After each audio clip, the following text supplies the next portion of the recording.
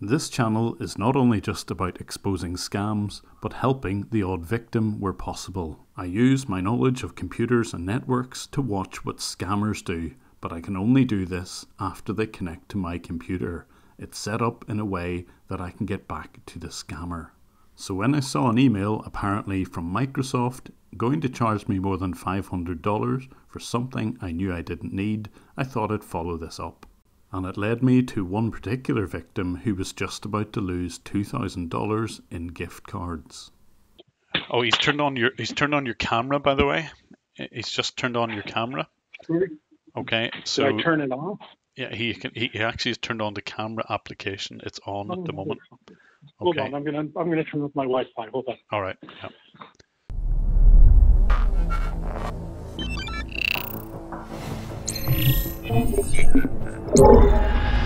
When I called the number, they introduced themselves as For calling Microsoft. How can I help you today? You might have gathered that this is just a variant of the refund scam. They want a remote computer connection and will persuade me to log on to my online bank account and of course then blacken my screen and transfer money out of it. To add legitimacy, they even had a little refund form.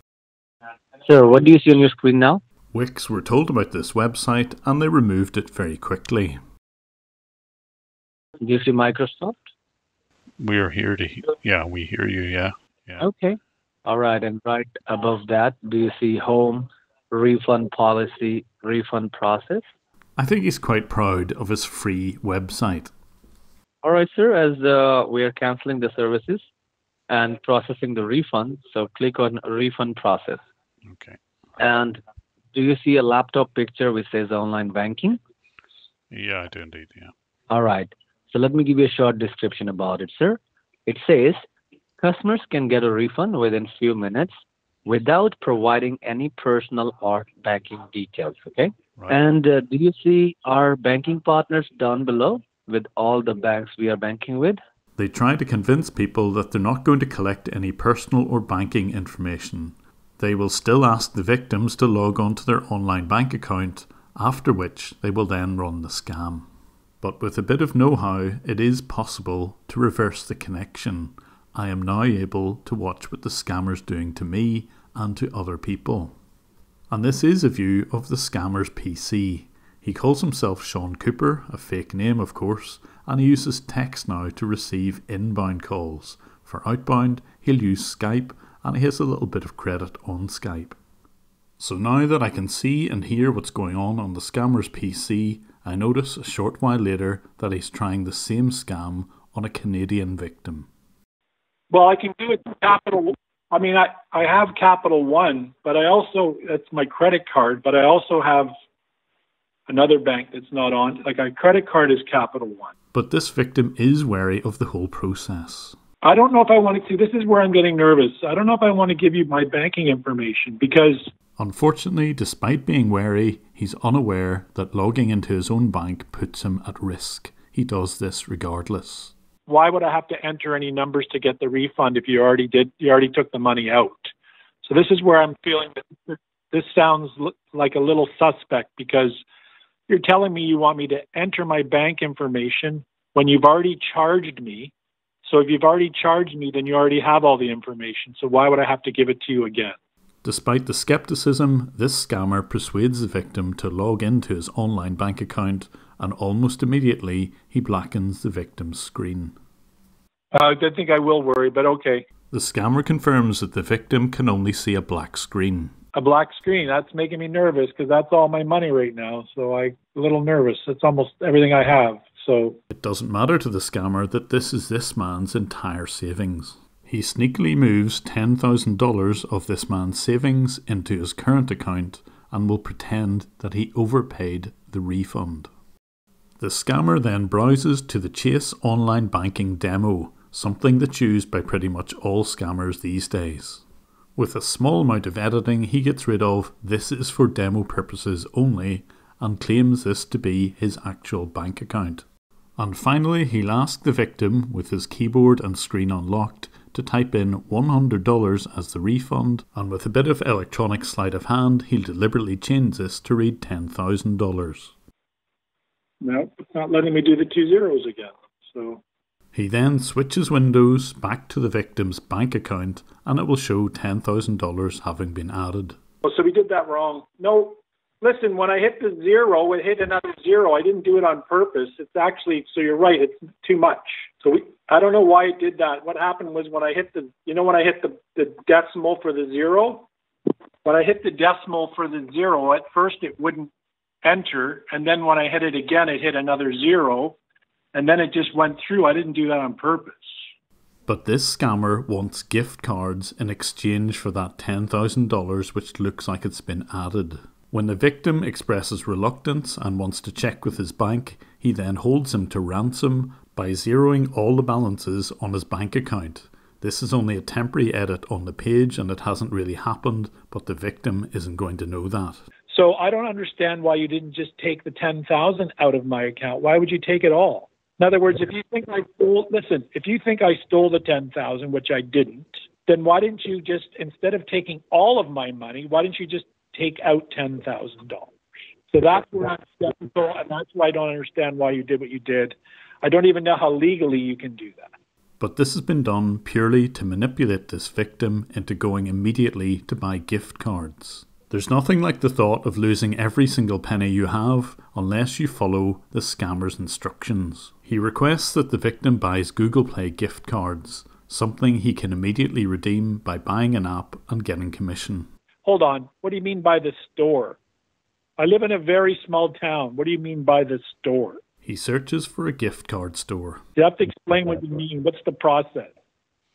And I'll tell you if it's possible. Because number one, I have to walk wherever I'm walking. So where are we going here? I've blurred out this part for the victim's privacy, but the Google search shows that there's a 7-Eleven store pretty near him, which he can walk to.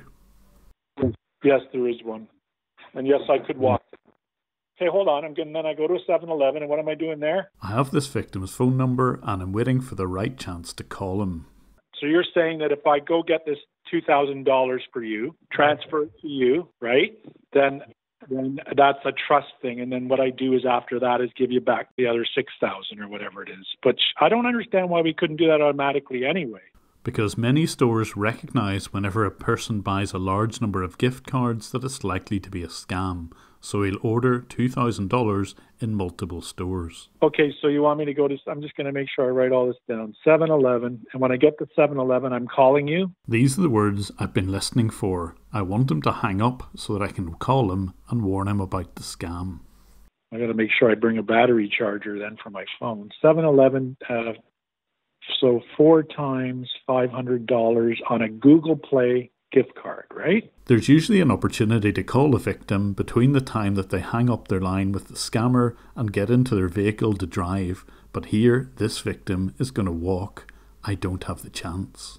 I've never owned a car in my life. I've always walked everywhere. So, in fact, I don't even take a bus unless I have to. I'm a walker. You still there? All right, I'm going to start walking. And indeed, this man did begin to walk. I could hear the phone in his pocket, still open, with the scammer listening. When he did get to the store just a few minutes later, I could even hear the conversation he had with the storekeeper. Please, Google Play gift card? Oh, yes, just over here. To the credit of the storekeeper, he recognised and thought that the victim was being scammed. The usual reason why people buy large gift cards is an SSA or IRS scam. Did you just get a phone call message? No, yeah. I know, but they already stole my money in my bank. Everything I own. So I have to do something to get the money back, and it doesn't work.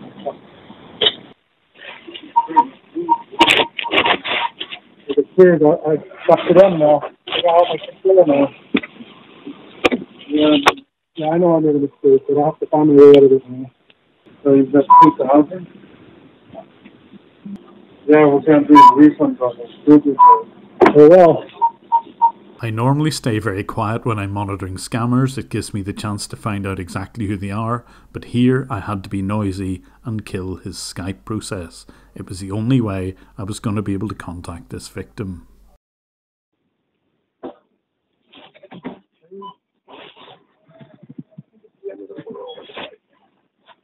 I apologize for this. No. And finally, I could call him. Hello? Hello, Joe.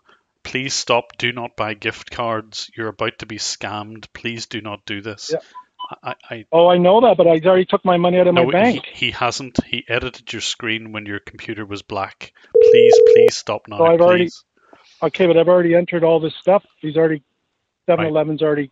Am I supposed to take these gift cards now or no? Look, whatever. I don't know how much you bought, but just stop right now. $2,000. Right. Okay. And then he took my $17,000 out of my account. He hasn't done that. What he's actually done when your screen was black, and I'll explain how I know all this in a second. When your screen was black. Should I cancel this? Yeah. If you can cancel it, brilliant. Okay. But whatever you do. Okay. Okay. All right. Thank you. I'm sorry. Okay. Okay. Go ahead. I'll explain all of this. Look. No, it's because I'm terrified. It's everything I own. I know. And I'll give you instructions. Well, my bank's probably trying to call me too, and I don't know what to do now. Yeah, no, it's okay.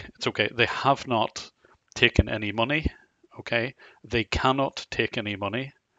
And I'll explain how you can deal with this. Okay. Don't worry. Yeah, I know I've dealt with this before. Okay. The first thing I did was make sure that he really did have his money back before we went any further. No, 7-Eleven said it was okay. I didn't have to pay for it. Right. So that's okay. good. Right. Then. So that part's done. That's fine. That's fine, because if you'd read out gift card numbers to them, you'd have lost the money. So that's good. I then explained to Joe how the scam worked and that it was imperative that he gets back to his computer and removes the AnyDesk software that the scammers had installed. Even as Joe was walking back to his home, the scammer was busy editing the transaction so it looked as if it was a refund from Microsoft. And as he approached his front door, I noticed the scammer doing something else. Okay. Oh, he's turned on your camera, by the way. He's just turned on your camera. Okay. So did I turn it off? Yeah, he actually has turned on the camera application. It's on at the moment. Hold on, I'm gonna turn off my Wi-Fi. Hold on. All right. Yeah.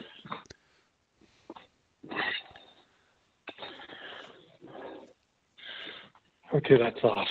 Okay. Right. The best thing now you may find that your mouse doesn't move. Oh, good. It's just said disconnect. Oh no, maybe not. Sorry, hold on. I gotta take off my jacket. It was pouring. That's all right. No problem. Can you even switch off your router? Yeah, it's all off. It's all on a power bar. I always turn it off at night. If you do find yourself in this position, if your computer has a network cable, pull it out, or if it's using Wi-Fi, just switch off the router or router and that should remove the scammer. You'll then be in a position to uninstall the software they put on. It's usually GoToAssist, TeamViewer, AnyDesk or Screen Connect. But Joe was one of the lucky ones because on the scammer's computer I found this document. It was a wire transfer confirmation from a US victim to one of the scammer's colleagues in Thailand. I couldn't get in touch with her, so I left her a voicemail and I also contacted her bank to make sure they didn't extract any more money from her. Eventually she came back with this voicemail. Mr. Browning, this is Mrs. It was not a scam. I sent that money to Thailand. I transferred, it was an international transfer that I needed to make. Thank you for your concern. It was not a scam. I don't even know what else to say. I'm not going to deal with it. I don't know what you told my bank. Whatever it was is of no concern of yours. It was fine. Thank you very much. Goodbye. Sadly, she had completely fallen for this scam, and when I did get to speak to her directly, she only then noticed that some of her savings had gone missing. It's very unlikely that this woman will ever see her savings again. They were transferred more than a month ago, but what I was able to do was give her a few details about the scammer. He had a photograph on his PC which looked like a selfie, and I could also see from his Wi-Fi connection approximately where he lived. The Wi-Fi showed a building in Faridabad to the southeast of Delhi. I've passed all of these details on to the victim who was scammed and also to the Faridabad police in the hope that they can identify this scammer. I also found photographs and video of what was called an office tour. Even scammers have a little team building exercise. Here's a rafting trip from 2019. तो आपको क्या लगता है मिश्रा जी आज लगेगा नहीं लगेगा तीसरा लगा देना आज तीसरा बहुत पावरफुल घेर होता है क्या हाल है भाई मजा आ रहा है ना They seem to be making more than enough money to make regular trips just like this one. And if you would like to support me in my fight against scammers, I have a Patreon channel. The link is on screen and in the description. And I also make regular updates on Twitter. Look for Jim Browning 11 there. And I look forward to seeing you on the next video.